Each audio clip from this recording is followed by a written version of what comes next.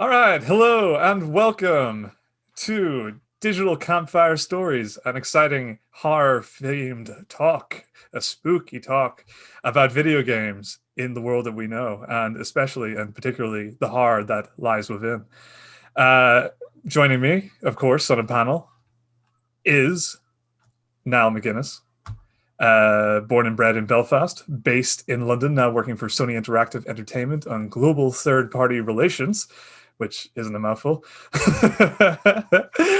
He's in charge of helping to bring great games and experiences to the PlayStation platform. Hello, Niall. Hi, Lee. Good to be here. Good, awesome. We also have Grace Carroll, an adult LGBTQ plus horror writer and a social media manager at or community manager and social media at Creative Assemblies. Hey, Grace. Nice to be here. Awesome. And we've also got Kirsty, aka Psyche, who is a ex-Riot Games project manager and now full-time Twitch partner, who has a love for space and sandbox games, but also a soft spot for the horror. Hey, Kirsty. Hi, lovely to see you all. And my name's Lee Brady. I am a video game discussioneer at Vectorman Podcast, and saying that for the first time, it didn't at all sound contrived. So this is on behalf, hopefully, for Dark Hedges International Film Festival. And to set the scene, here we are. We're going to kick straight into the discussion by laying the groundwork about what the general theme is, what the thesis is for the Digital Campfire Stories. So the idea is, if you want to mentally role play it a little bit, imagine for a second that we are in a dark and spooky forest of stereotypical fashion. And we've been there all night. It's been creepy. It's been weird. But hey, all the creepiness reminds me of how horror elements in video games have shaped my life to a not insubstantial degree, and thus merits ground for discussion. And so here we are, Digital Campfire Stories. For our viewers and perhaps more bewildered guests, the idea here is we're going to be sharing some of our favorite run-ins with horror and video games from our early experiences to our latest, with the overall intention being to get an overview of the relationship horror and video games share and how that relationship has changed over the years, and for us personally and just as for the industry as we perceive it. If you're the kind of viewer who likes to have an outcome in mind, you could think about these. For example, that horror is surprisingly widespread, flexible, increasingly social, and therefore perfect for video games. It has a jumping on point for everyone, and it has the chance to make funny anecdotes, which hopefully you'll hear a couple today. But to be on the side of honesty, we're not limiting the conversation to games strictly within the horror genre. We'll be talking about games as an industry, as a medium, and the many places we find horror within that. So just to prove, I mean, it makes sense if we're going to talk about the accessibility of something, we might as well talk about the many facets we may find it in. So I'm going to start it off by turning to our guests with the earliest of questions you could possibly have, which is discussing your earliest scary experiences.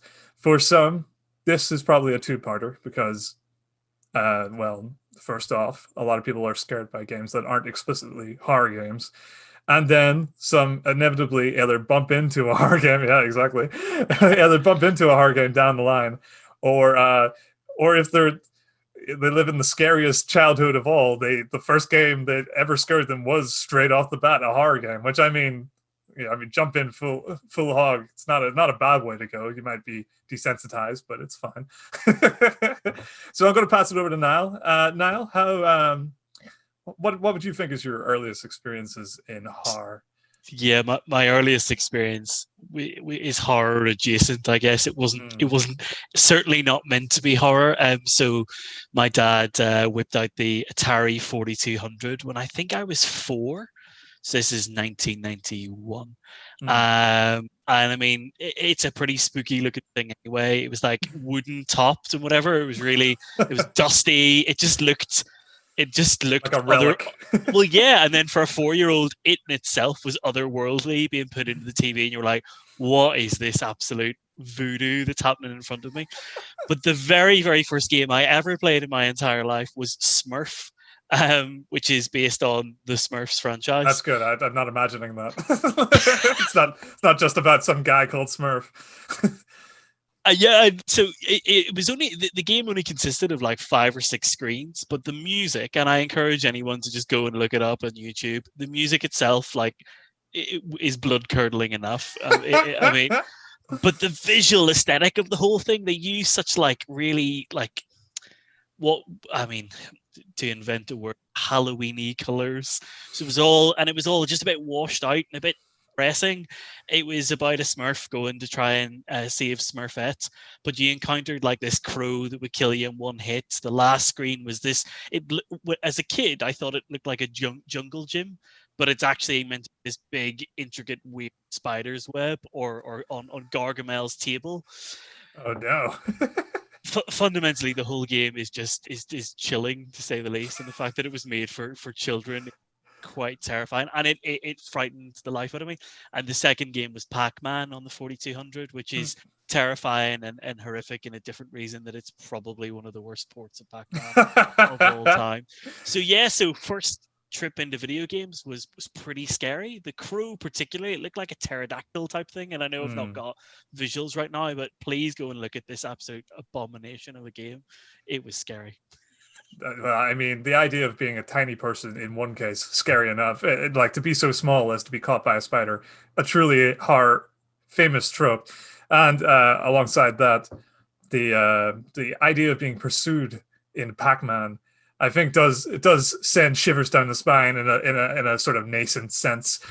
In terms of genuine horror, what would you say was the game that was kind of your first inroads to the real genre, the meaty stuff?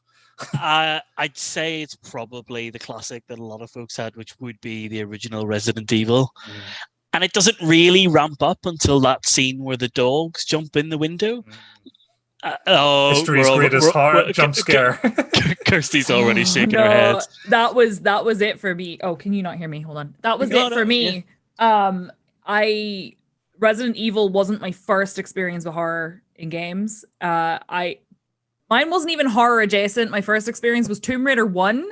The tiger jumping out from behind something scared me so bad as a child. Like, I was terrified. I didn't have a PlayStation. This is weird. My granny had a PlayStation, but it wasn't actually hers. It was my uncle's. He was away at uni. She had it in her house. I went to visit. I played the PlayStation instead of speaking to my granny. And she had Tomb Raider 1 on it. So I played it. And this tiger scared me so bad, I couldn't finish the game. Like, it's really near the beginning.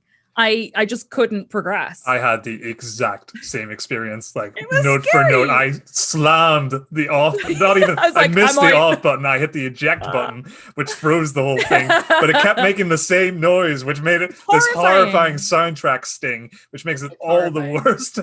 Absolutely. And then I played Resident Evil, of course, and I have this weird mixed memory of Resident Evil 1 and 2 because I think I've blanked it out or something because I was so scared. The trauma's not real. Yeah, so I had Resident Evil 2. I remember the police station and I remember the police officer zombies where if you killed them, they still got back up again and came after you. And that was horrifying. But Resident Evil 1, the dogs, I tried to replay it in the last couple of years, the remake, and I can't. It's the dogs. It's horrible. They burst through the window and it's a jump scare combined with like the tension slowly kind of ramping up. I just can't. Terrifying. Yeah, it's that masterclass that absolutely scars children from start to end of life. That's when you know you've really nailed it in terms of horror design. Yep. How about you, Grace? What's your experience been in this realm? I have a couple. I'm going to go from most niche to most mainstream. There's only 3, not to make it sound like a lot. So my first one would be on the Amiga, which was this game called Wiz and Liz, which I doubt anyone has ever heard of. No. Nope. We had Amiga. We just had these like 3 floppy disks, and I played these games that no one had ever heard of. One was like Zool, sponsored by Chupa Chups, which I've had to find on the internet to prove to myself they existed later on in life. It is a fever dream. I have seen it. Zool was wicked. Yeah. But Wiz and Liz wasn't scary, except there's one level where you fight like a giant sunflower, and his face is horrific. Like, I'm pretty sure if you Google Wiz and Liz, like, I think it's one of the Google images that comes up, and it's definitely one of the videos, because he's like haunting. He's like just a horrifying sunflower, basically. And I didn't feel scared at the time, but then I like dreamt about it. That's when they get you. Yeah, when it just stays with you. And then my middle one, I know at least one other person has experienced this, is the Land Before Time PC game. Wow. Where you're in a maze and this T-Rex sometimes will just randomly like burst through the wall of the maze. And it was like the most terrifying thing I'd ever experienced. You think you're playing like, there's no other jump scares in the whole game. It's just like fun puzzle games. Like, oh, you've got to like get the egg into the nest and like, you know, normal like kid puzzle games, and then you're in a maze, you're trying to find something, having a good time, and this like rendered T-Rex head just bursts through in front of you. Your character can't move. I like had no idea what was going on. Like, I can't tell if this is the kind of the thing that happens when a designer wants to terrify children or is so enraptured with their love of dinosaurs they don't even consider it scary and just put it in because they think everybody's going to love dinosaurs just as much, especially one that just comes out of nowhere. It makes the whole thing so much more fun. The whole screen as well. It was awful. I don't think anything even happens. Like, I don't think it even affects the game. It doesn't have to. And then my other one would probably be like Lavender Town in Pokemon Yellow. Yes. Like, music. Like, I think that's just widely accepted. Like, that music is horrifying. The birth of gamer creepypasta. the sort of the breeding ground. Yeah, like, I just hated being that. It never occurred to me to, like, turn the volume down. Like, wasn't a done thing. Never considered it. You couldn't. It was blocked. It was like, you can't.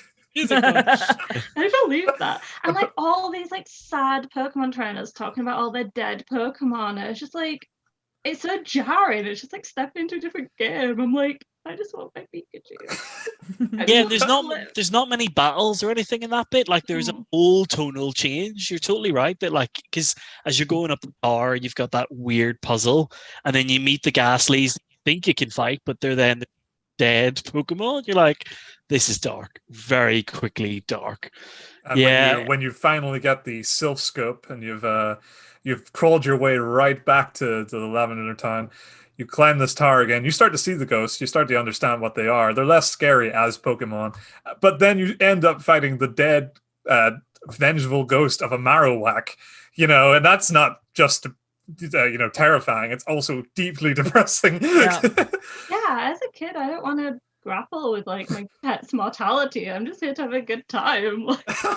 Yeah, it was really weird and morbid. Don't get me wrong, I really loved the original Pokemon games, but Lavender Town just feels so different to the rest of the tone of the game that it stuck with me for a really long time as well.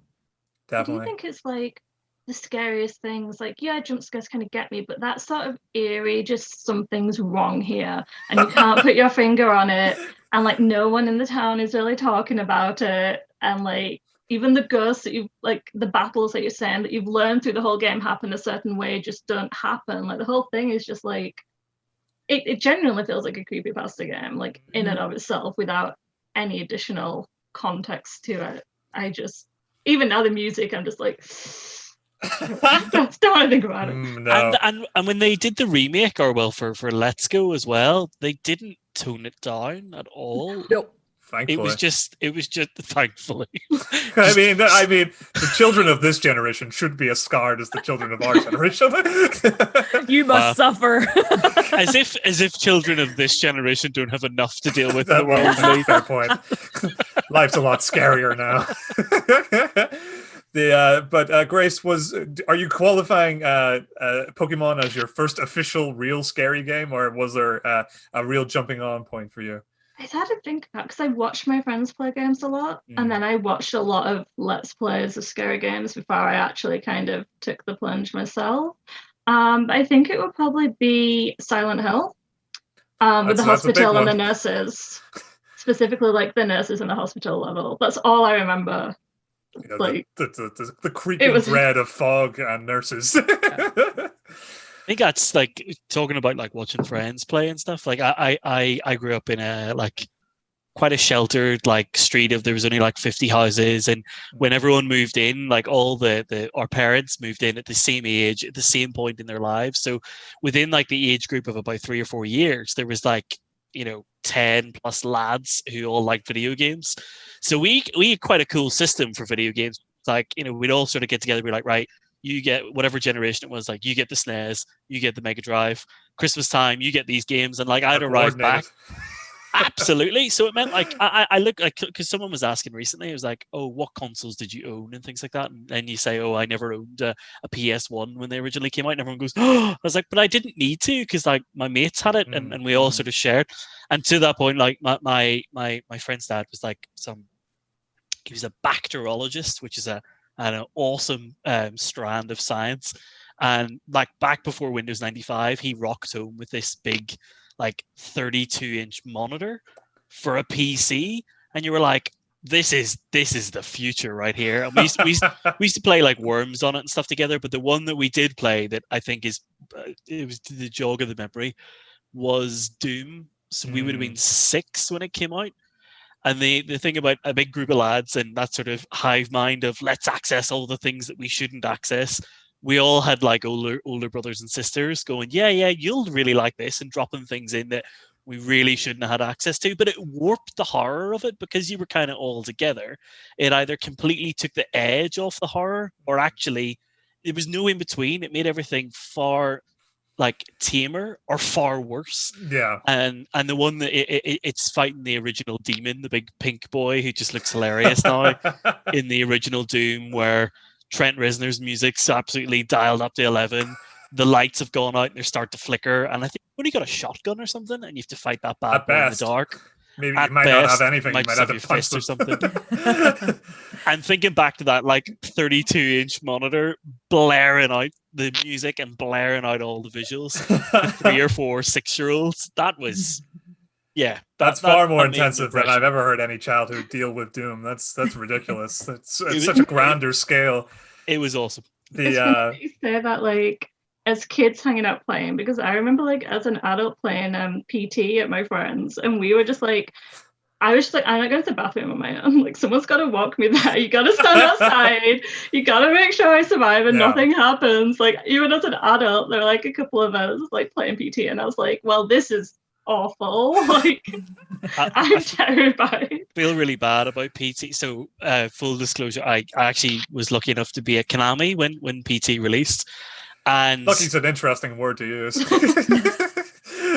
No comment. But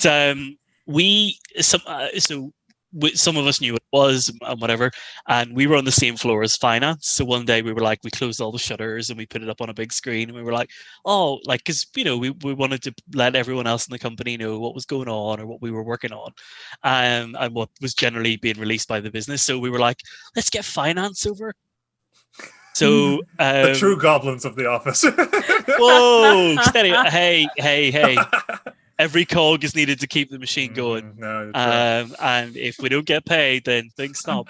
But we brought them over, and I just feel so like anytime anyone mentions PT, I get like PTSD of, I felt so sorry. One of our colleagues was playing it, and she put a cup of tea really close to her. And one of the really bad jump scares, like knocked the tea all around herself, scalded herself, really bad, like traumatic experience. Everyone in the office going, we all making memories is what it did. A lasting impression for sure. But yeah, PT is weird because I just remember of poor, I think it was Suzanne getting covered in tea. Poor Suzanne. I have a horrible shared experience from playing, I think it was Amnesia: The Dark Descent, but it might have been Outlast, I'm not sure. I played it with my fiance in the room with me because we used to live in Dublin for a while and we were in a really small apartment. So everything was all in this one room because it was a studio flat. And I thought that might help.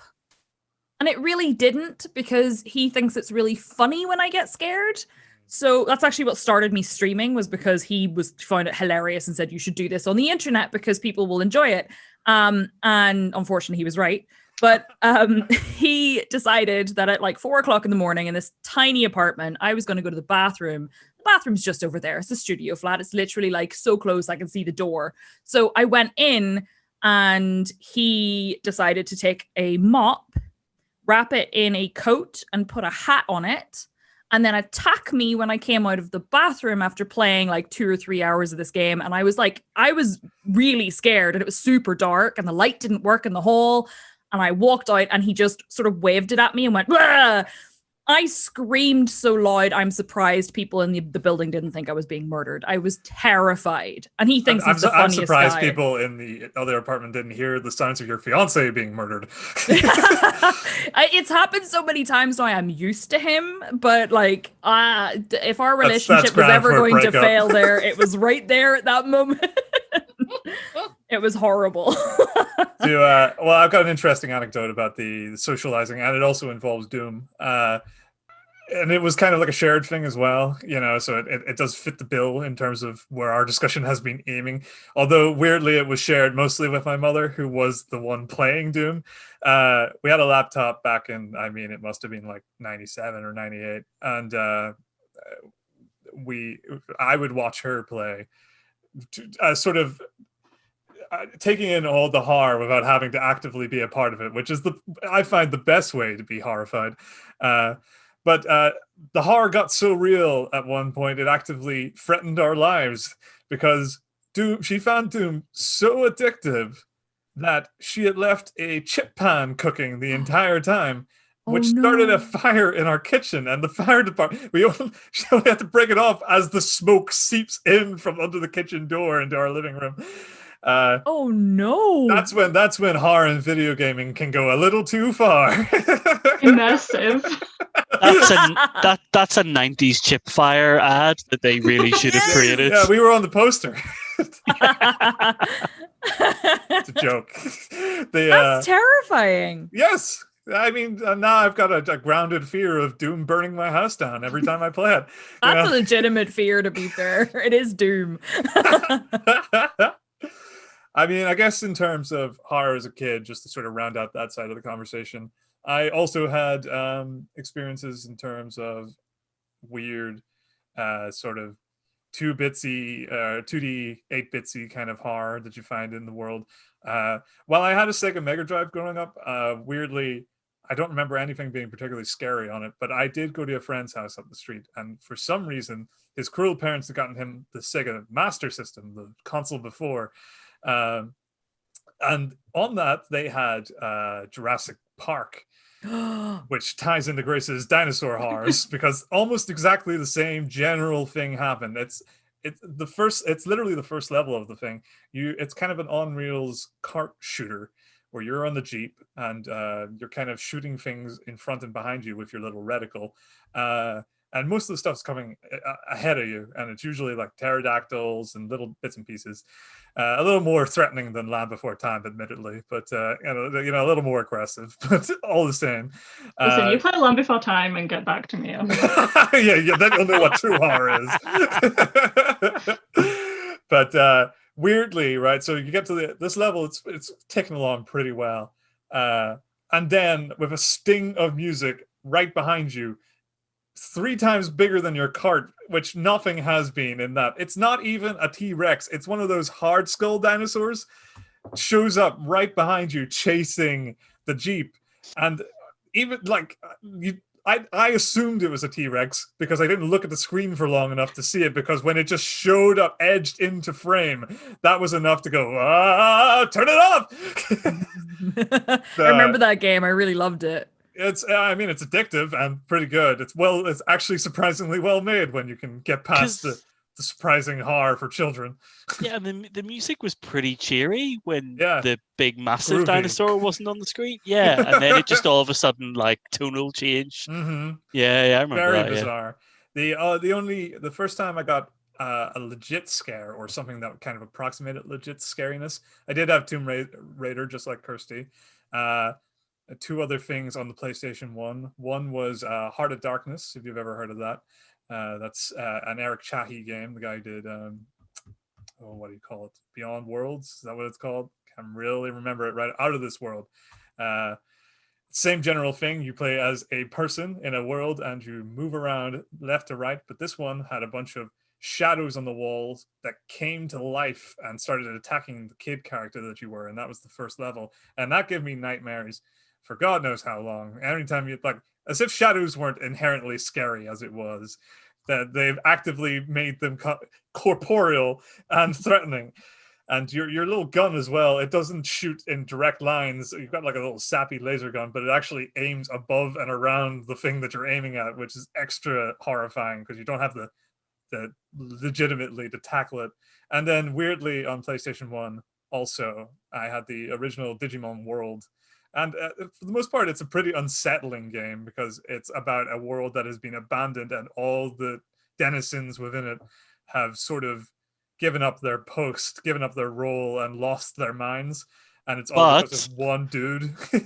But you can put music CDs into your thing in little. Was it Digimon or Monster Rancher summon things by putting music CDs into your PlayStation? I think that's Monster Rancher. Really? Okay. Yeah, it was wicked. Sorry. That's really cool. That's like because the PS1 of that, it's like a pogo stick game almost. I think it's like a weird action arcade game. This one is like a monster tamer. Maybe there's some overlap. Maybe it's a different Digimon World on the same console. But this one is unsettling, especially when you get to what is essentially the Digimon version of Dracula's castle, which you just walk into the territory of. You're on this tropical island, and then one screen over, there's a haunted castle filled with zombies. The spookiest music kicks in immediately, and it's so much louder than all the other tracks in the game, and it's this sort of bouncing horror beat. And then the door doesn't even open every time you go there. You have to be there on the right day at the right time, which I don't know how you figure out as a kid, but one day passing through the area, I came and the door was open and I freaked the hell out. That was amazing. So now that we've established that we're all petrified, I think it's worthy to wonder where our lives went with horror. Did we pursue horror actively at this point, or did we sort of avoid it and get roped in? Now, it sounds like you had a sort of a more social experience with horror anyway, so I guess there was this place for horror to be in your group, in your circle, but was it something that you actively pursued, or did it become a regular thing? There was a bit of peer pressure almost, like it was like, we're gonna play the horror games now. You went, oh, okay. And then it happened with movies as well, particularly with like big brothers and sisters who were like, here's Alien and you're way too young to watch this movie. And that sort of thing. I think I had a hard stopping point of actively seeking out quote unquote true horror games at one stage. Back in about 2002 with Project Zero, the one, or Fatal Frame, depending on where you played it in the world, with you look through the camera, you see the ghosts and spookiness ensues. And The Grudge had come out and they'd done a remake of it. And was there with like a load of pals watching The Grudge. And it was that kind of, the cinema was a bit loud, people were sort of running about. It was like a classic, Grace, you won't have encountered this. People aren't very well behaved in cinemas, to be said. And I'm the first person to stand up in the cinema and tell people to shush. I am more than comfortable. We've paid money to watch it on the big screen and enjoy it. So anyway, but we were watching The Grudge and this scene started to sort of play out and I was like, wait a minute.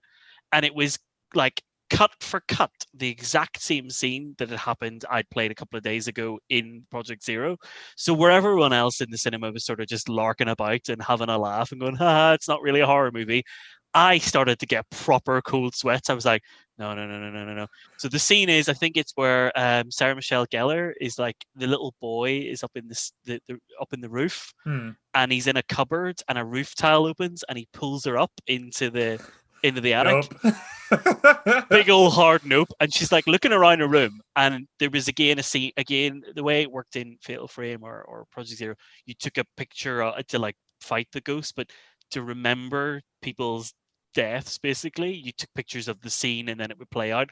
And one of them was this dude grabbing a young girl up into the attic, and I was just like, she's farting about, and then I just see her going for the cupboard and she's like, this can't be happening, and I proper like shrill like scream in the cinema when his wee face appears and pulls her up into the thing. And from then on, I was like, no. It's become too real. No, thank you. Too close to home. Goodbye. And then, I think and I'm sure we'll come on to it, I started to look for things that were more, I guess, atmospheric or horror adjacent, or like through the writing. Was the coward's horror, as I like to refer to it. Well, yeah, I mean, I've got like Resident Evil 7 for VR sealed in my house. It's like even it being in the house, it's just like, oh, just in case one day you lose your mind. It's not happening. Today's the day I've lost my mind. So yes, I've been sort of out of quote unquote true horror for 10 or 15 years. Lots of things have scared me since then, for sure. But I don't go seeking out horror because it's just my heart just. No, we respect you all the same now. It's fine. How about you, Kirsty? So I didn't really discover horror games apart from Resident Evil a little bit, but again, it was my granny's PlayStation, so I played it at her house. I eventually got a PlayStation of my own, but like my consoles that I had, I didn't know of any horror games. I played the Jurassic Park game on my Sega. I played a bunch of similar kind of games, but they were all again horror adjacent or like had spooky bits in them, but weren't necessarily horror. I didn't really discover horror games until Amnesia, and it was because I was a chicken. And then I just leaned into it because I have a ridiculous scream. I don't know how to describe it. I get scared, and for some reason people on the internet like watching people get scared. It's a very big thing. I think it's why things like Phasmophobia are doing so well, is because people enjoy watching other people get scared, because then they don't have to get scared. You know what I mean? So I played Amnesia, which I played for maybe 2 or 3 hours and then never came back to. And then I eventually revisited it a lot longer, like way after it released, and finished it. And then I played Outlast, and I really liked Outlast. I think it was a really good game. It was scary. It was atmospheric. It really, there were bits of it that really broke me. Like there was a bit where a guy who's been sitting there for multiple times, you walk past him and you're like, he's fine. And then he lunges at you. And I was just like, nah, I'm done. Close the game. Don't care if I've saved. I'm done. That guy. I think it was a moment where you're just like, what a lovely bit of design. Well done. Yep. And then I got into a cupboard and I closed the cupboard and I was like, I've won the game now. I'm not like leaving. In real I'm life. done. Yeah, I know. In real life. Just going into the cupboard. So I just was done. I did finish it as well. And I tried to play Outlast 2 and I didn't like it. I don't like Outlast 2. So there's 2 reasons I don't like it. One was that I feel the demo was scary and then nothing else was really as scary as in the demo where you're running through the cornfield. But I also feel like they really went for shock value with that game, and it was so uncomfortable, and I didn't like that. And that's something that there are certain things I can't do in a game, regardless of whether it's horror or not, and that was one of the things. And I was so disappointed because I liked the first game so much for being so atmospheric, and then I feel like the second one just wasn't the same. So I do love horror games, and I love playing them. I love streaming them. I'm trying to find my next Outlast 1, I guess, at this point, because I haven't found one that's like that yet. No, that's fair. That's fair. Outlast is a game that I found so utterly terrifying that I refused to play past the intro because A, the atmosphere of the asylum from the outside was scary, and a guy in a window turned the lights off, and B, it was so scary and so atmospheric that I used the pretense of the character being there as an excuse to say this game, it didn't put me in the right seat to be in the horror scenario. It asked me to enter the building and therefore was the biggest chicken on earth because I actively wrote the script to how I chickened out, which is a whole extra level that nobody needs. But how about you, Grace? How's your experiences been? Did you pursue horror games yourself? I kind of fell off horror. I fell off games for a while. I had a PS2, but like my parents had to buy the games for me, so I didn't get to play anything fun like GTA.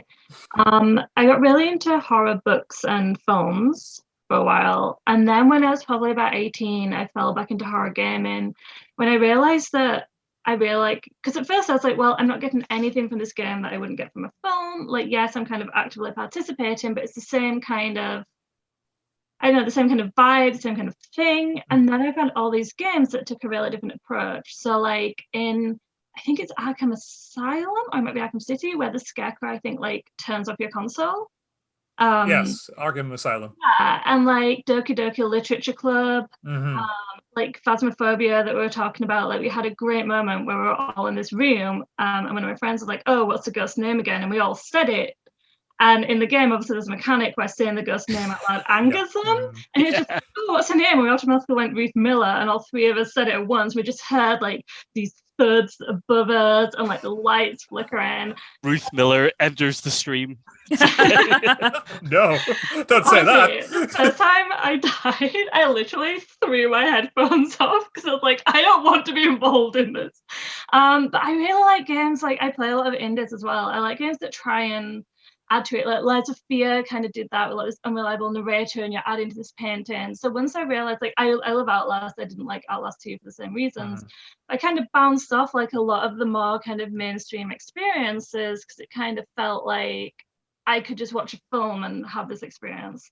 And I think one of the ones that got me really into it was Until Dawn, because I love a choose your own adventure, and I love the butterfly effect and the way it would track all of your choices. Like because you did this happened.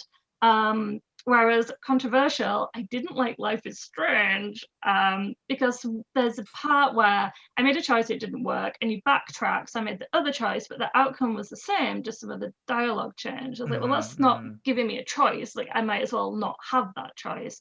I'm sure there are lots of good things about it. I know I'm very much in the minority. Don't come at me. It pushes narrative, its narrative direction a little stronger than its consequences in gameplay. And with Until Dawn, there's kind of some of that where the same storyline kind of plays out. It's just who lives and who dies. But I definitely felt like it had more of an impact, and I like the way it would show you in the butterfly effect little things like because you let this animal live, like this happened and this happened, and I really like that. So yeah, I like games that kind of push horror, like maybe they're more interactive, maybe it's taking it somewhere that you don't really expect, like Man in Medan does some of that as well. So I really like those games that kind of have a little bit of a twist or are kind of doing something a little bit different. And I got really, really back into games. Like I thought Doki Doki was like amazing. Yeah. I mean, I think it's interesting that a lot of what dragged people back to horror is the more recent fare. I mean, also to an extent, there was the difficulty with the video game industry kind of fell off with horror around the PS3, Xbox 360 generation. There were some forays like sort of Dead Space and Resident Evil kind of still ticking along, but a lot of the series has got more action dependent, and it was Amnesia: The Dark Descent, I think, that really kind of kicked this whole generation back off. So it's interesting to see that most people's sort of experiences collated back in that direction later down the line, because up until Amnesia and the sort of the new wave, it seemed like zombies were the sort of ticket in for horror in video games, almost the acceptable version of horror that was more general, which begs the question, are zombies actually scary to anyone on this panel before we move on? Is anyone actually afraid of zombies? Was this effective? The trope of having, I just watched a zombie film the other day actually that really leaned into the trope of having to kill your loved ones. Like if your parent or your partner is stood in front of you, like could you reasonably kill them? I think that's quite scary. I guess kind of like it's kind of potential, like zombies is like a metaphor. Like zombies for like the death of your loved ones. Like I don't know, I think that can be very scary. But I think zombies in and of themselves is not enough. I think what you do with the zombies. I would agree with that, because I feel like the remake, for example, of Resident Evil 2 I played recently. Well, recently, I guess. How long is 2020 anymore? But I played it a while ago and I really liked it, and it didn't scare me in the same way that other games do, where they're like more meant to be scary. But zombies, like Grace was saying, I don't think zombies are enough by themselves to be scary, but there were things about them that were scary. Like the fact that when you put them down, they don't stay down. That is the thing that gets me, because that means that I now have to plan in my head. I have no sense of direction. And I have to plan in my head which way I'm going to go around the building, because I left a zombie over there and he's going to be back up again because I didn't have a knife to stab him with, because stabbing a zombie clearly is the only way to kill it. And that was scary to me because I know I'm going to get lost in the building. I'm going to get cornered. And when I'm scared, I have even less of a sense of direction. I've rewatched like a VOD of me doing Outlast, for example, and running past the way I needed to go like 6 times because I'm so scared. And I'm sitting looking at it, yelling at myself, oh my God, just turn right. What's wrong with you? But I'm too scared to make that decision and to be able to do that. So having zombies and being pursued at all by anything really scares me. Yeah. So I think that's the big one for me, is whether or not I'm being chased, whether I have to plan around getting away from the ones that won't stay down. Doesn't matter what shape it comes in then. No. It's just a amalgamous blob. A teddy bear would be enough, you know? A teddy bear these days in, what do you call it, Five Nights at Freddy's is legitimately terrifying. What about you, Niall? Where's your stance on zombies? Yeah, I'm in agreement with everyone on the panel that, they're like the driver for consequences that are then scarier. And like, thinking back to Walking Dead series from Telltale, which I know they tried to throw a few jump scares in there, but the literal moments that you have to make decisions and then the impact of those decisions, some of that is absolutely is genuinely terrifying. And the lasting impact some of the story had on me and some of the characters have had on me. And that's where it's like the weird sort of spectrum of horror or fear and all the different emotions that it can give you. Like, there's that adrenaline rush, like I've been playing lots of Predator Hunting Grounds recently. Right, okay. From the same folks that made the one with Freddy in it, where it's Friday the 13th. Where it's the camp counselors versus Freddy, and even in Predator, sorry, going down a different tangent from zombies, but just that idea of like, even though I know it's one of my mates is creeping about the trees as Predator, it's got this, and I know we'll probably talk about it again with like the use of sound and stuff. It does this amazing thing where it's all spatially aware. So if they're up in a tree and they're like sort of whispering, "I'm gonna get you," you hear it, contextually above you, which is quite disconcerting. But like, it's a different sort of fear. It drives adrenaline and excitement or something. So if zombies could start saying, "I'm gonna get you," I mean, that would change the whole game. It might change it. But I think to that point of zombies, there's a lot of media in general that I don't know if zombies are just a bit done now. That I do kind of go, there's other things. I think at this point, if you're putting zombies in something, you're probably not really aiming to scare people. You're aiming to get the idea of a thrilling scare or a free to shoot enemy that has no sort of political orientation or consequence that you can put into this for fodder in a action game. But I think most games, probably, unless they have a specific idea. I mean, there are definitely exceptions. There's like the Zombie U and all came out, and they really played with zombies.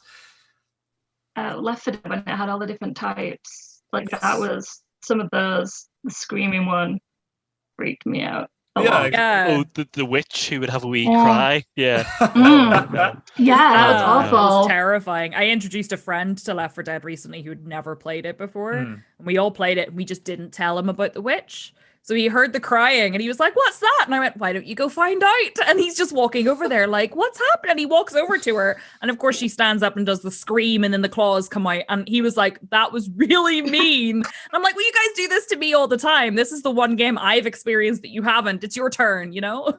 Absolutely. So it's also interesting, moving to that new wave, that post-zombie territory, now that we're sort of out of that. Like, I guess zombies became so mainstream. They're still about. We've got Days Gone that came out just recently. There are sort of in the last year. There was like State of Decay. They're still making State of Decay. They've announced a new one. So zombies aren't going anywhere. And The Walking Dead may never die. So we're living in that world. But it is interesting that everybody ended up jumping back into horror around that time of Amnesia. And that's or with the wave that came with that, with that sort of Outlast area, that more live streaming kind of, or I guess live streaming friendly version of horror. It almost kind of brings back the social element that Niall was kind of talking about, where we're looking at horror games almost as if we're like a pack mentality, or there's an extreme that it's either very funny together and we can laugh at it and it's not that scary, or it's legitimately horrifying. We're watching somebody freak out and we're freaking out with them together collectively. I just wanted to know, I guess, maybe steer the conversation towards like where you feel that has sat with you in terms of horror games. Like, has your attitude to horror changed since jumping onto those kind of games? Was there something that specifically dragged you into that in terms of why you think you're drawn to that kind of thing? Say, Niall.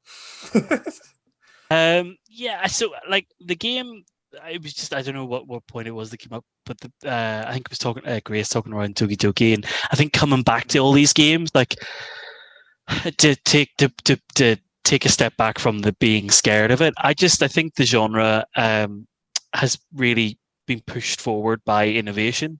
And just people just being super clever with trying to do really interesting things with toying with your emotions, but also telling stories through that, or just triggering reactions through interesting gameplay. And I think that's, I think you said at the top before we were recording just about like, we are a bunch of nerds. So it's like that.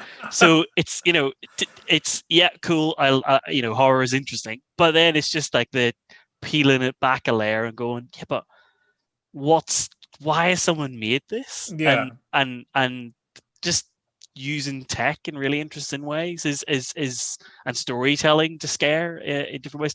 The game that like comes to mind for me, it's a visual novel, but the Danganronpa series is about a load of kids murdering each other. Deciding to murder each other to save themselves. Pretty scary. Totally accurate. Yeah, they're actually they are actively participating in murder, and the whole thing is tonally uncomfortable. It is really, really, really not nice, but it's fascinating. And then what it does around, again, because it's set in a true like old school horror, they're locked in a big school, you have to kill somebody to get. So for folks that haven't played it, totally encourage people to go and think. There was an anime of the first game, so if you fancy going that route, you can. But either you kill someone, and if you don't get caught, you go free. If you get caught, you're killed as well, and the game continues. And they've made 3 of them at this stage. And not only do they do really cool things with obviously the core horror mechanics, like some of the execution scenes and stuff are really quite gruesome. To get away with the rating, they made all of the blood hot pink, like neon hot pink. That's so that they could lower the rating. Got a very stylish vibe to it. It's just absolute genius, because we're like, yeah, we want to get this out to as many people as we can. And the other thing that it does as well, again,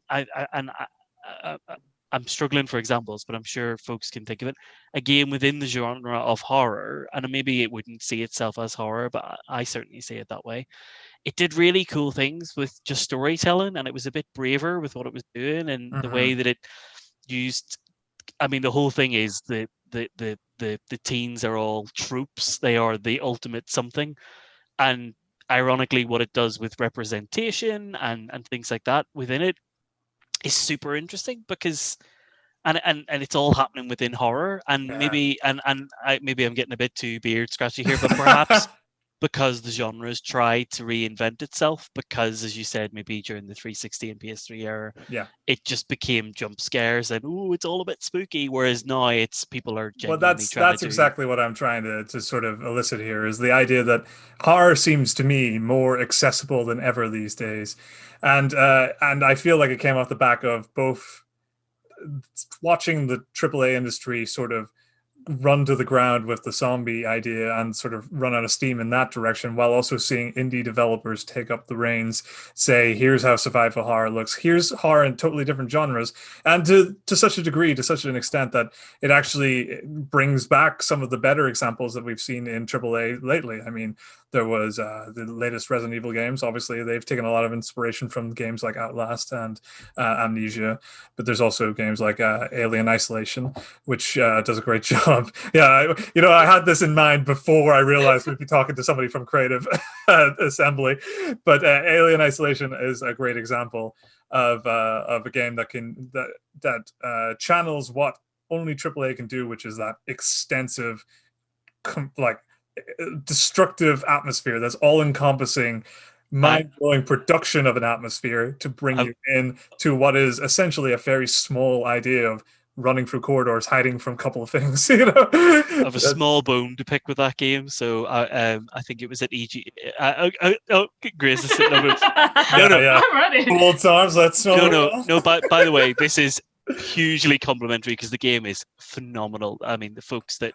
Yeah, great job, Grace. You nailed it. It was actually before my time, but I'll take it. Okay. I watched because Danny O'Dwyer, he does No Clip, the video game documentaries on YouTube. He did an awesome insight into the development of it, and it was really class to see the sort of the curtain pull behind it and why it got created and things like that. But I went to EGX one year, and there was a playable demo of it. And I was like, yeah. It's an alien thing. I have to go see the alien thing. And the booth was right beside the Twitch booth. And they put you down on like these little crappy plastic stools because it's a con and just get everyone in and whatever. But the Twitch booth had a massive audio failure and all the speakers fed back. But coincidentally, they fed back at the exact time that like I first encountered the xenomorph. And I fell back off my little stool. The keyboard went flying. Headphones went flying. Everyone in the whole little booth were like, "Whoa!" Spooked because a whole entire human had basically launched across the booth inside. And I was just like, "Nope, I'm not continuing." Meanwhile, everybody at the creative assembly team patting each other on the back. Done it, guys! We've done it. Actually, I was sorry. Before I worked at Creative Assembly, I was working with Jagex, and I was at, I think it was an EGX as well, and there was a VR booth, and I went over and they were like, "Oh, what do you want to play?" And I had no idea what games they had, so it's just like, "Oh, just not anything scary, like there's a lot of people watching, they're really nice," and they let me jump the queue because I was working the event, and sometimes it's like, "Oh, you don't have time to queue up, so we'll just get you in." So everyone was looking, and I was like, just nothing scary. So they put the headset on, and I see this shit, but I didn't really know Alien Isolation or the games were, so I was like, "Oh, maybe I'm just like exploring the shit, like maybe there's someone give me a quest." And the alien came up behind me, and I just looked down, and I'd just been like impaled, and all I could think was like, just don't scream because everyone will leave. They want it too much. You can't give them it. Trying to keep it together. But what I think Alien Isolation does really well, which I do think is learned a little from Amnesia, although not take anything away from anything, is that helplessness. Like, you can't hurt that alien, like you can't kill it, you can't defeat it. All you can do is slow it down a little bit and keep moving. And Amnesia, like with the insanity thing, to me that was the first time I'd experienced that as well. An unreliable narrator, you can't trust it, you just have to hide from those monsters. And Resident Evil 7 as well, there's some of them where you shoot them and they turn into goop coming back. And I definitely think when games started leaning into that idea of helplessness, that's when things got a lot scarier, because it was like, I can't do anything here. Like, I don't have any power here. Like, just gotta try and be fast, I guess. So I think that was a really interesting. Like, I'm glad we've kind of moved on from that because it's kind of done. But actually, I played. Tell me if I'm going on too much. I played in the Racial Justice Equality bundle from Itch.io. They had some really, really interesting horror games in that. Like, there's so much to go through. And I played one that's about you were in a cult and you go back to like the campgrounds, like the cult grounds where everyone lived, and you're just kind of uncovering what happened to you. And I googled to make sure there weren't any jump scares, and there weren't, but I was still like expecting one, and just a feeling of like walking into a space where bad things happen and bad things happen to the character, and learning more about the people there. Like, that was really, like, freaked me out because it was so clever. And I think horror games telling a story now, not that they didn't before, but kind of exploring more about psychology in a way, is like really interesting, where it's like the cult was horrific, but what happened to this person and how they're reacting, which Outlast I think did on some levels as well, with the video camera and stuff. Yeah, because Observer, I don't know if any of you not. Is it Observer? Which one's the one where you play the AI? Oh, okay, is that Observation? Yeah. Observation. I mean, both have their things, but yeah, Observation. That idea of helplessness, and actually, you have to role play as an AI, which is actually subservient and completely compliant. So when I can't remember the name of the main character, she's asking you to do things, and then you're just like, nah, and then it just and then she'll be like, no, seriously, can you open the door? And you're like, you don't want to go in there. It's just, but you have to get into it. Yeah, just that idea of the powerlessness of opening doors for human beings. But to your point, Grace, like about like being in a space where bad things have happened. Like I know they're not necessarily horror, but if you think of Fulbright's games, Gone Home and that was one of my examples. Actually, Gone Home. The whole way through that game, I was expecting something horrible to have happened, like there to be a jump scare, even because it was dark. They used the lighting really, really well and the sound really well. And it was a beautiful game, wonderful game. I cried at the end of it. And the whole way through, I was determined aliens, ghosts, something bad has happened here. There's a murderer in the house or something. And that actually added to the experience for me because I had no idea what I was going into, which was really cool. It was dramatic, and the only way you can explain it is if something fantastical has happened here. Aliens. Must be aliens. It's too horrifying. They had a TV guide that had the X-Files on the TV guide on the sofa, and I looked at it, it was like, it's definitely aliens. There we go. Confirmation. Aliens confirmed. Literally. Crack the case. Yep. Done. I can leave now. We're good. I do just want to say the cult game is called Sagebrush because I'd feel bad mentioning an indie game and not actually using the title. Yeah, it's Sagebrush. It's amazing and scary. The sun goes down as you're exploring. I was like, I know everyone said there aren't any jump scares, but I just feel like there's gonna be. Yep. But it's really good. That's awesome. Mercifully, I have the bundle as well, so I can actually check that out at some point. But yeah, I mean, that's so everybody named completely different genres, which has thrown me completely off. We got 2D, we've got weird indie stuff, we've got social stuff. But that's, I think, the amazing thing about this is that this sort of renaissance of horror within video games has kind of brought out accessibility for everybody, because there's not only now just what we in the PlayStation 2 sort of era would consider horror games is walking around in the third person being spooked by the memory of a distant ghost or something like that. Now you could be playing Until Dawn and you're literally living out a horror movie where the choices that happen and the way you play characters affect who lives and who dies. Or we could be talking about literally zombies in Left 4 Dead and or running around in Outlast. What interesting as well, and then it slips into sort of enabling the streaming side of things as well, is that social horror has kind of kicked up its work with the gimmicks that Niall has been talking about as well, because now we've got games that are technically either tension or horror themed with small twists to how we would usually play familiar games, like Phantasmagoria, which gives us our typical Left 4 Dead scenario where there's four of us rambling around a room with the objective of there's a ghost. But now instead of, shooting it, we are putting stuff on tables and listening for it and actively being warned about it and trying to find it and waiting for it to come at us. And we've also got stuff like Friday the 13th, which is again just a game about running from a dude that is your friend ultimately, and Among Us is another one that's very popular at the moment, which has horror tropes baked right into the whole thing, and it doesn't even just stop at that sort of stuff. It's interesting how the horror tropes have blended into just general games all over the place. I mean, like, nothing could be more popular on the sort of action-y sort of side of things, or at least as influential as Dark Souls and those kind of games, and every single one of its imitators, which has all of its roots based right into horror elements and gothic elements. And of course there's Control, which has that SCP thing going on with it. There's Tales of Innocence, the specific nightmare I had of being eaten by rats. That's not what you call that game. It's called Innocence Plague Tale. Plague Tale Innocence. Yeah, and to that, I mean, the rat thing is truly horrifying, but there's a scene where, because it's set in I can't remember the actual time frame, but it's when England is trying to invade France, and you have to pull your brother through what was a battleground, and there are thousands of people and horses dead on the ground, and it's just the grief and again the horror of it is really stark.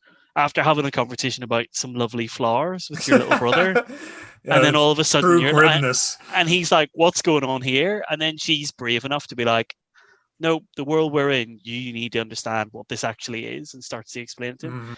A Plague Tale is genuinely quite excellent storytelling, and the visual representation. I think it's one that folks maybe have overlooked perhaps as well. So I guess what I'm building to here is the question: are we living in a golden age or a silver age for horror in video gaming? Because, well, we're living in a golden age, we're getting everything we want, right? But a silver age is always like we're either slightly in the crest of something, or there's something a little further on and down the line that we could be holding out for. And I guess if that's the case, I guess what would you like to see in horror to kind of push it to that next level? What would you like to see in horror and video games? How would you close in that relationship and seal the deal? Kirsty. So I think Phasmophobia is doing some really, really cool things. Like there's a lot of things they could do better. And I know I think it's one guy who's developed the game with like some artists and stuff, but it's his project. So I'd love to see loads more things done with that, and games incorporating your voice being a problem. Like the fact that I had to hide in a cupboard, which is clearly a theme for me at this point, but I had to hide in a cupboard, not speak, not say anything to my friends. My friends were on the radio going, oh, Kirsty, are you okay? Are you okay? And I'm like, I can't talk. The ghost is coming after me. I'd love to see more things like that. And a big one for me is actually something I'd like to see less of. And that's less of the shock value that we were talking about earlier, because I don't think that's necessary. And I think that when you do that, you kind of cheapen the horror and the story that you're trying to tell by just trying to think of something that is like a real life horrible thing that you should never make a story about. And you're just like, here, this will be scary. Do you know what I mean? Like, I feel like if we had less of that and more of things like Layers of Fear did this really cool thing with spatial manipulation, where you'd walk into a room and then you turn around, the door wasn't there anymore. That's terrifying. More stuff like that would be amazing. And it's like the tension. Yeah. And it like changes everything. You walk into a room and the more you turn around, the more things change. There was a bit in it, I don't know if this is the same across all of the endings, because I think it was quite close to the end, where you hear the sound of someone speaking to you, but they sound really far away. And then you get told not to turn around. You have to stay still. And I, of course, being me, turned around and he yells at you and the voice was suddenly really, really loud, even though it had been really distant before. Stuff like that is really amazing. And I think it's something that some games have done really, really well. So I'd like to see more of that sort of thing and less of the going for real life shock value stuff that is really gruesome and vile. And also, I do think that gold or silver era, I don't know, but I feel like we are getting to a point where horror games are definitely doing more different than other game genres are. Like, I love FPS games, but a lot of FPS games are very similar. Whereas horror, I think they're doing different things a lot more, and they're experimenting more, and they're recognizing that streaming is a big thing. People are going to stream your games. How can you do that in a way that makes it interactive for people watching, or interactive for people you're playing with, or whatever? And I think that's really cool. Yeah, absolutely. How about you, Grace? What's on your do's and don'ts list for the future? I want to see things get weird. So not necessarily like Amnesia did that quite well. Like, I want to see that widely. So I was thinking about like Inside. Yeah. I was thinking like Amnesia with the insanity, like Subnautica, where you're like underwater. Like, I want to see games really focus on like a USP in a way to get a bit marketing-y, like you're underwater, or Inside like is a perfect example, or even Limbo with like the visuals, like that spider is terrible. It took me I asked a friend to get me past the spider because I just didn't want to do it. And then Amnesia as well, like I love kind of Lovecraftian horror, but I just want to see games pick like one aspect, whether it's visuals or environment or whatever, and then take it to the extreme. Because I think that's so interesting and unique, and really, like, I love when something's scary that I didn't think was scary to me. Like, that's perfect. Like, I can't think of an example, but just things like I'm done with like walking through a house. I'm done with like your typical kind of like 3D visuals. Like, give me something unique and give me something that I don't know scares me, which so many games are doing. Like, maybe it's a pop-up that uses my name. Like, I don't know what it is, like with Doki Doki, but I love stuff like that where I think the scariest thing is like the unknown. And absolutely. when you don't know what to expect, or it's something that you don't think is scary, I think that's really interesting. And also, give me more research, like Phasmophobia. I love that stuff. I love being the one where I'm like, we need to take this, we need to take that. I take the spirit book every time and nothing ever writes in it, but I'm ready for when it does. And I love that you have to like figure out what ghost it is and you have to learn about them. Like, I'm double nerd, like give me research, and I'm like, yes. Like, yeah, I'm the nerd standing in the room with the journal, like reading through it, and I have like a clip of one of my friends yelling at me, "Oh my god, put the book away! The ghost is here!" And I'm going, "But I want to find out which one it is." I'm like, you guys walk around, you call its name, that's fine. I put the cameras down. I'll tell you why you gotta worry about it. I'll tell you what specifically is killing us. But again, like on its surface, it's kind of normalish, like you ghost hunting. But like I said, it takes this one angle that's unexplored, and it really takes it to the extreme, and that's what I'm really interested in. Like, what am I going to be scared by next that I don't even know scares me yet? I think that's really interesting. Yeah, nothing more unknown than not even knowing what it could be. How about you now? What's your vision of the future? Yeah, I think if we're to categorize it in an age, I'd say we're in a silver age, because I think to the point that of Grace and Kirsty, that there's so much more to come already that we've not even imagined, and all these little things that are coming along. I'm totally agree on the horror elements that just don't take you out of it for the sake of like a jump scare. It's just done. It's just, we're over it. You know, like just whatever. I don't need it. So I'm just atmosphere and driving it that way, and driving story. And I think I've talked about it a lot during this, more stuff that's horror adjacent, I guess, where again, to come back to the unexpected, that there is something horrific or something just genuinely nasty in somewhere where you wouldn't expect it. I mean, we expected it because it was a miserable place, but you know, if you look at some of the things that happened throughout The Last of Us 2, you know, and that's more, yep, sure, it's a dystopian landscape and there's bad things, but the really horrible, truly horror in the game is what the people do to each other. And the way that Naughty Dog explored things that haven't, I know that there's many opinions on Last of Us. I, for one, really liked it. And I really praise the Naughty Dog for being brave is maybe not the right word. No, they were brave to explore some things that modern media struggles to get its hands around, and they did it eloquently. Maybe people don't agree with the way that the characters behaved, and that's amazing because it's stoking conversation. So I don't know, in that kind of cheesy trans media way where we're consuming all these things, but like getting together and driving conversation around horror, I think is wicked. And Phasmophobia is an exact and a brilliant example of that. And I'm really excited to see what I was going to say the developer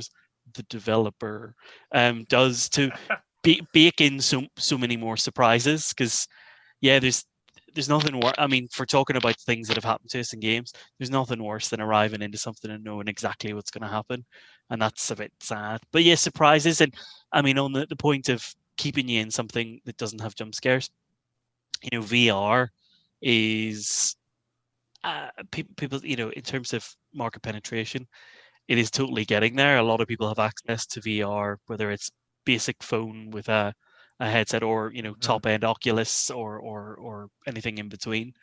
And the stuff that can happen in VR is just, again, that warping your perceptions is fantastic. I mean, Batman is a really good example of it. I don't know if any of you folks have played the Batman VR title. I think it was, but there's a particular, and I wouldn't spoil it, but actually, well, there's a couple of bits. Do it.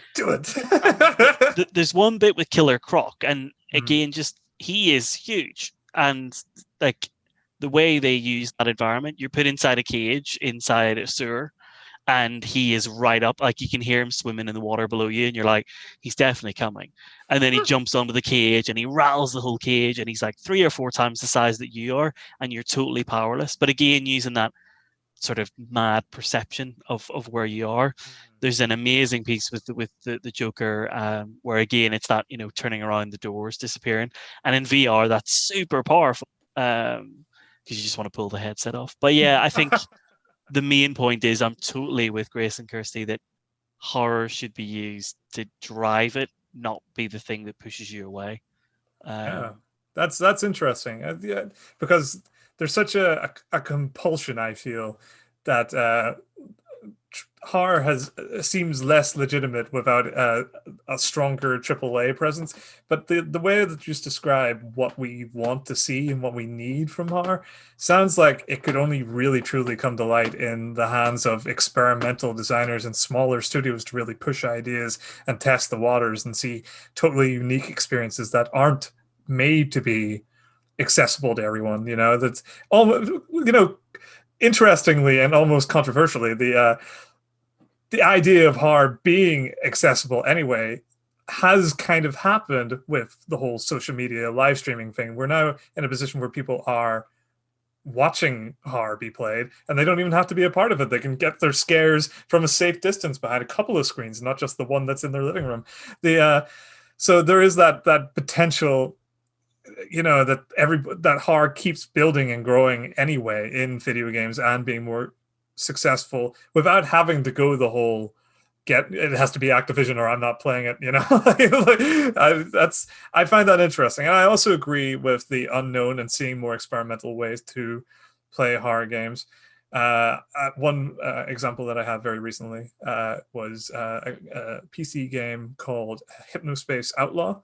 It's not I was going to mention that. A horror game, but yeah. Oh no, it's creepypasta to the max. Definitely, because when you're in this world and you're a guy who is plugged in mentally into the late 90s web browsing, and then someone starts hacking it, you start panicking. That's a great and totally unique way to bring horror into the game. And there's no other real scale that game would have made sense on than that indie developed, far more smaller teams, far more focused experience where you're in with these community of fictional people, you're seeing their lives, and you're still getting human contest, human trauma from people who just bring their stuff right into it. That's the kind of... But I would challenge to say that AAA absolutely has its place within it. Yes, absolutely. And again, from an accessibility point of view for horror, quote unquote, as a genre, there will be folks that just buy whatever they consume will only play AAA stuff, which is great. Perhaps I think that's why the future looks good, because with all these experimental genres being brought up by indie, being shown to proven to people through live streaming and through sales that this can work, we're seeing AAA companies, Capcom has even spun round on itself to jump into that market, and other companies are following, that we're seeing that AAA is starting to take note and pick up. And that's good, because that does push and people who won't budge from that perch. But I do like the idea that we're seeing the experimental stuff slowly make an effect on that and thus bring everything forward. I wouldn't necessarily say that's legitimizing it so much as it's bringing the whole loop full circle and making sure that every facet of the world has a little bit of horror in it. But yeah, that's pretty much, a CampFire story has been told, I believe. Anecdotes shared, visions of the future told, and, fire, the daylight streaming through the trees, etc., etc. We're starting to think, it's time to get up, shake off the dust, and never see these people again in my life. Oh, I hope not. That's the true horror. People ghost you. Ghosting is not a nice thing. No. Pretty terrible. Absolutely. So, with that, I want to thank my wonderful guests. Thanks again to Niall McGuinness, to Grace Carroll, and to Kirsty, aka Psyche. We'll go around, maybe give one shout out to something you are doing or somewhere that people can meet you. So if we want to start with Kirsty. So I am a full-time streamer now, which was not exactly the direction I saw myself going, but it's how it ended up happening. And I stream on Twitch as just Psyche. Monday to Friday. I usually play a lot of space and sandbox games, but next week, because it's Halloween, I will be playing horror games and probably a lot of Phasmophobia because I am really painfully addicted to it now and I really enjoy it. So that's what I'll be doing. But it's been lovely talking with all of you. Thank you. It's been really nice to learn about other people's experiences with horror. Awesome. That's brilliant. Grace, where can people see you? They can find me on Twitter if they want. It's mostly just retweets of like frogs and like weird jokes that are funny only to me, but it's at Grace Blaze, which is I find them funny. it's yeah, the other day I was just like, these are the fictional characters I would let kiss my hand, because I feel like having your hand kiss is kind of super gross, but I was like, the Knights of the Round Table could do it if they want. Anyway, at Grace Blaze, which is BLAISE. So that's my content. Good. No, succinct. Always appreciative. And now, where can people check you out? Yeah, I'm at Milk Slice on Twitter and Instagram. I really like video game vinyl, which people have pointed out to me is they're like, dude, you're listening to digital music on a physical medium. Is that not worse?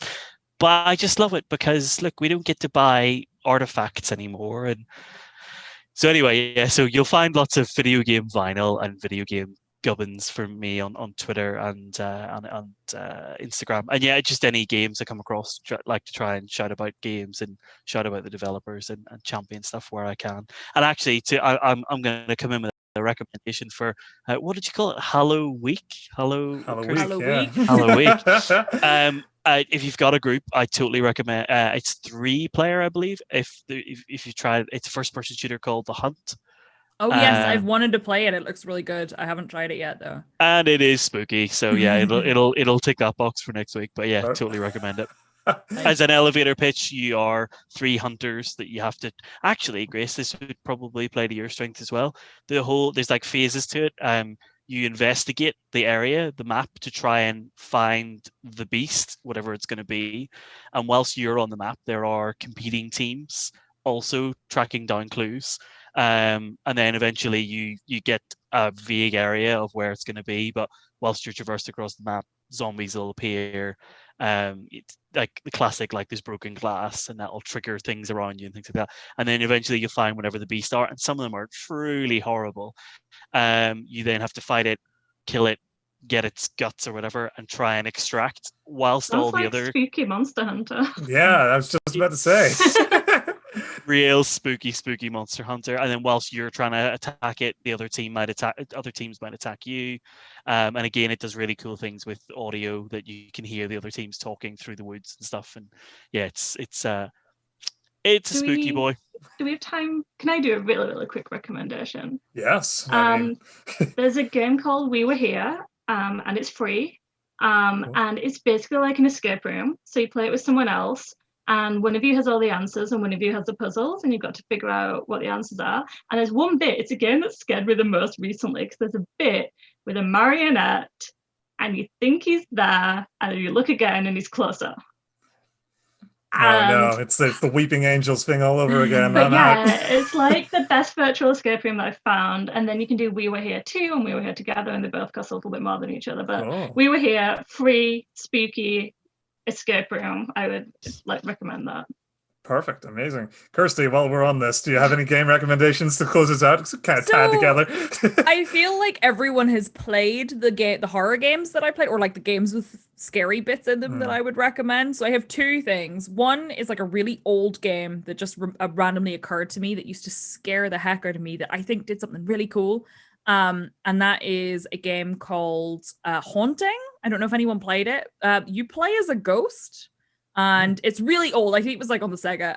You play as a ghost, and you have to like haunt your poltergeist. Your name is Polterguy, and you like haunt people's. TV. You died because of some kind of skateboard-related malfunction. You're a punk, you haunt TVs and stuff. No, you were the ghost, but I find it scary anyway because I was like terrified that this might happen to my TV, even though I was the one doing the haunting. But it was a great game. The other game is not horror at all, but if I can just influence anyone to play a game, it would be Outer Wilds. I literally just walk around telling people, please play this game. I played this game and I cried at a banjo. That's my sales pitch for that game. I just loved it. I played it in January this year and I wish I could erase it from my mind and play it again. It was amazing. That's a pretty good recommendation. That's not true. It's scary in one part in particular that took me 3.5 hours to complete because I was too scared. So I suppose it does have some horror elements to it. The vinyl for it is wonderful as well. Yes, the music is beautiful. Wow. How you managed to tie that together. That's congratulations, guys. Not planned at all. That's amazing. Okay, that's awesome. Thanks, guys. And for everybody else, my name's Lee Brady, again, host of Vectorman Podcast. You can check that out on Spotify, Anchor FM, anchor.fm/Vectorman. We talk about video games. Most of my video game recommendations are going to be on that because weekly we talk about video games, even the horror game that I managed to survive recently, which was Resident Evil 7, but generally not just explicitly horror. So I mean, there's a big world out there. It'd be a bit crazy to only ever talk about horror games. So check that out if you want, and if you want to follow us anywhere on social media, we are on Twitter at Vectorman _pod. I hope I hope that's right. I didn't write it down. So once again, thanks to everybody for joining me. Thanks for watching, and we'll spook you again. Goodbye. Bye.